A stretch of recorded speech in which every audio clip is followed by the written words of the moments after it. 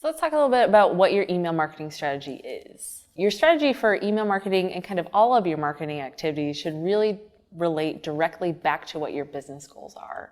What you're trying to accomplish for your business over the next few weeks or months or year should really define exactly what you're doing in your email marketing campaigns and newsletters. Email shouldn't be driving any separate goals. It shouldn't be trying to hit any other different purposes other than to help your business grow.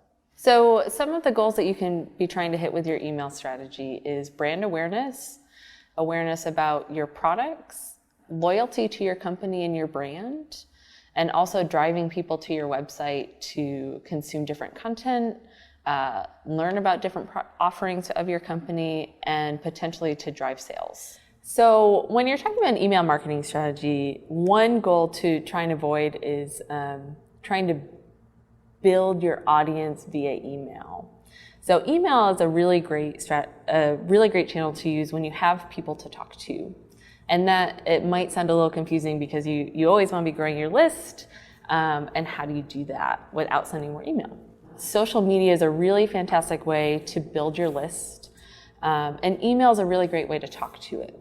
So when you're working on developing your email marketing strategy, my favorite thing to start with is kind of planning out what your business is hoping to accomplish for the year.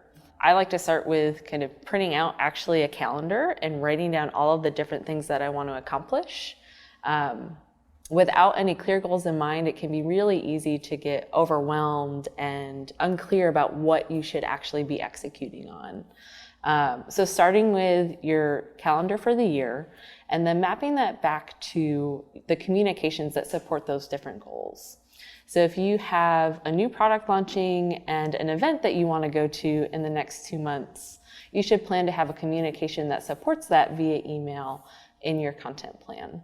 So measuring the success of your strategy can go a few different ways, and it really comes back to what those goals are. If you're hoping to get more attendees at an event, what you want to look for is how many people clicked through that email and how many people actually came that were on that list. When you're looking at selling different products, your end goal is to sell more products. And again, if you're creating content or blog posts that you want to drive people to on your website, you want to be able to track back and make sure they're clicking on the links that you really wanted them to visit. So if you're creating content for your website or your blog, those are really great places to start in terms of what you need to send out in your campaigns. That's content that you've already generated, it's already there for you, and it's a really great starting point. People who are interested in your business and have signed up to your subscriber list are going to be interested in what you're talking about in social media, what you're talking about on your blog, and new content on your site.